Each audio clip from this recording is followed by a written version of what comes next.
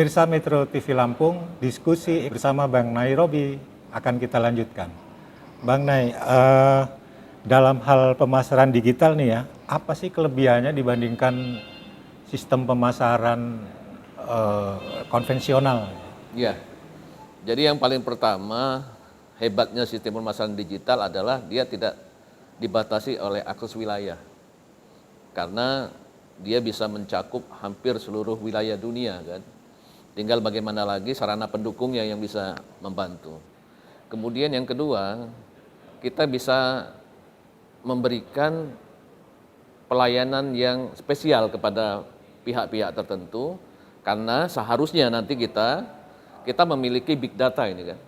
Setelah kita dikumpulkan, kita memiliki big data ini kemudian kita analisa sehingga kita bisa memberikan pelayanan yang istimewa untuk setiap orang. Contoh sederhana misalkan, kalau Mas Widodo menyukai sepeda, kemudian cookiesnya kan nanti cookiesnya ini kan akan munculnya semua kan sepeda, sehingga kemudian iklan-iklan masuk sepeda ke sana, kemudian dia tahu apa sih hobi, kapan sih berjalan, kemudian warna bajunya senangnya warna apa. Nah, ini yang kesempurnaan dalam bentuk pelayanan khusus kepada seseorang itu kan biasanya sangat disukai orang kan.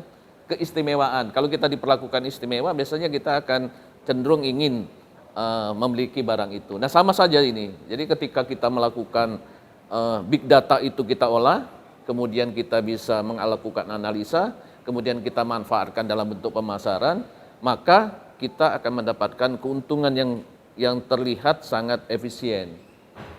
Contoh yang paling sederhana, kita kan sering sekali sekarang mendapatkan ucapan selamat ulang tahun, ya kita sering mendapatkan tiba-tiba kita mendapatkan voucher. Itu adalah salah satu proses dari bagaimana ekonomi digital itu, pemasaran digital itu memanfaatkan big data tadi, kemudian dia lihat dan dia berikan kepada konsumennya.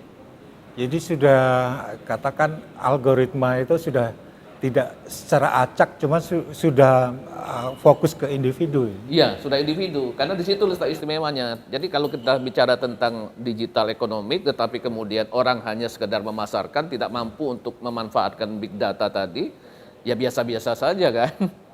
Jadi semua pemasaran yang big data, digital ini harus dia mampu untuk menganalisa data. Tanpa bisa menganalisa data juga persaingan juga kalah juga gitu kan. Dengan kata lain lebih spesifik untuk mencari target konsumen. Iya, mencari target konsumen. Sama dengan toko biasa kan, kalau kita punya toko gitu, kemudian kita akan preferensi kepada toko tertentu. Kenapa kita preferensi kepada toko tertentu? Biasanya toko tertentu itu memberikan pelayanan yang istimewa, memberikan harga yang lebih baik.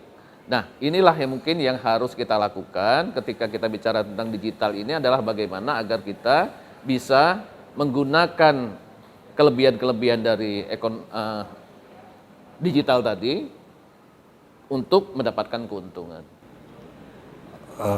Terima kasih Bang Nay bahwa ada penjelasan bahwa memang dengan sistem digital ini produsen itu bisa lebih spesifik mencari target konsumen. Kemudian kalau untuk dari sisi produksi seperti apa?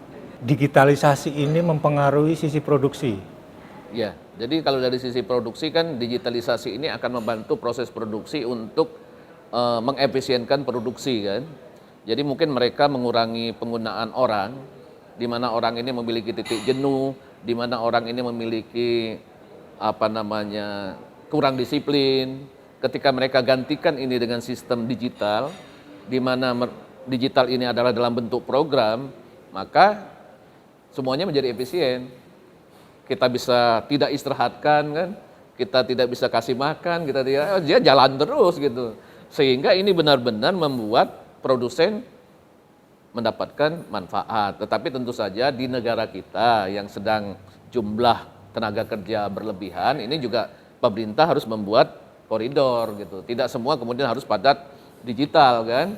Karena bagaimanapun kita membutuhkan karyawan, kita membutuhkan agar terserap pasar.